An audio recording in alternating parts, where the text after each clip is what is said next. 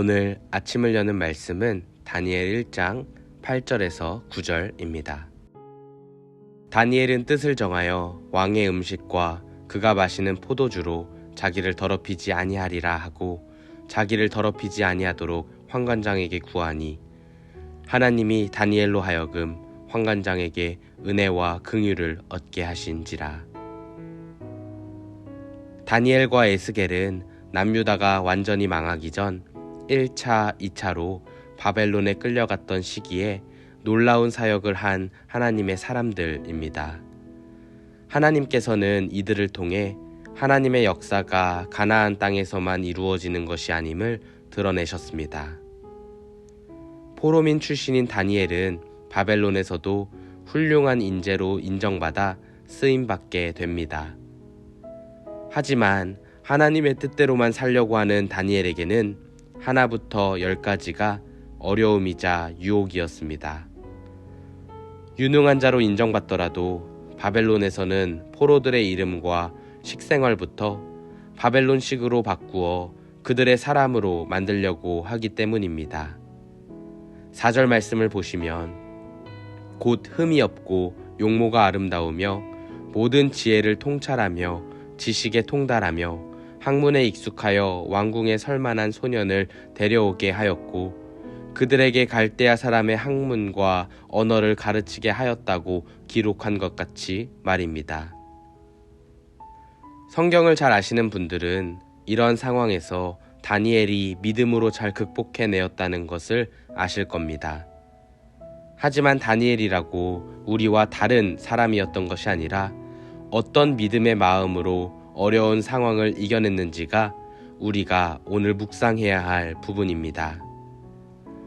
다니엘에게 있어 왕의 음식과 포도주를 권유받고 식생활을 바벨론식으로 바꾸어 그들의 문화에 자연스럽게 젖어들 만한 상황은 하나님에 대한 그의 신실함을 잃어버릴 수밖에 없고 하나님으로부터 돌아서야 하는 시험이자 괴로움이었을 것입니다. 그러나 여기서 가져야 할 믿음의 생각은 우리가 대항해야 할 대적과 원수도 하나님의 손 아래에 있다는 것입니다.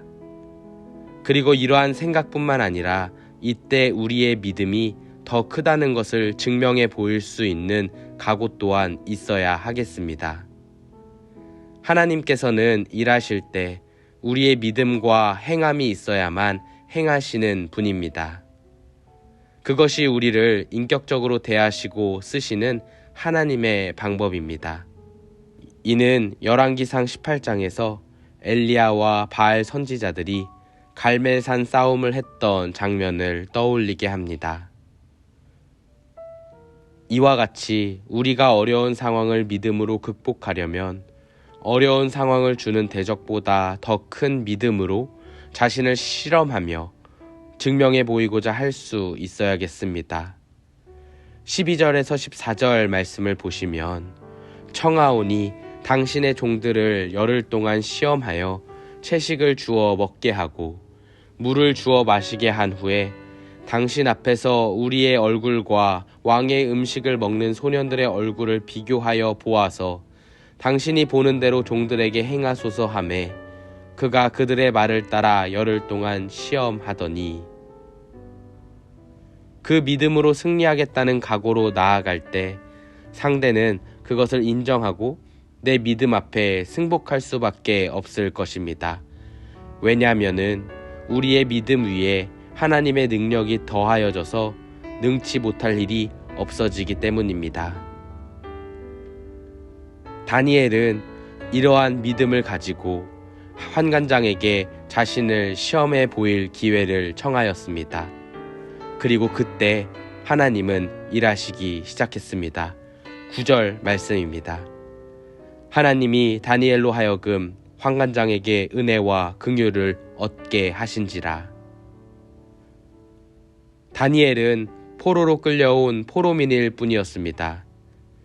아무리 실력이 뛰어나다 하여도 바벨론 왕의 방식을 따르려는 것이 아닌 자신이 섬기는 신, 하나님에 대한 신실함을 지키기 위해 제안하는 말을 환관장이 들어준다는 것은 사실 잊기 어려운 일입니다. 하지만 모든 만물 위에는 하나님이 계십니다. 그렇기에 환관장도 결국 하나님의 손 아래에 있을 뿐입니다. 하나님께서는 환관장에게 은혜와 긍휼을 얻게 하셨으며 다니엘과 그의 사람들은 믿음을 증명해 보이는 일을 할 수 있었습니다. 그때 우리는 15절 말씀과 같이 그들의 얼굴이 더욱 아름답고 살이 더욱 윤택해지는 복된 삶을 살았음을 볼 수 있습니다. 오늘 하루를 살아가시면서 이러한 다니엘과 같은 믿음 나에게도 있기를 바라며 나아가시기를 바랍니다. 그때 하나님께서는 마치 다니엘에게 일하셨듯 나의 삶 가운데도 임재하사 하나님의 놀라운 일들을 보여주실 것입니다. 믿음으로 주님 앞에 나아가시는 복된 성도님 되시기를 기도하겠습니다.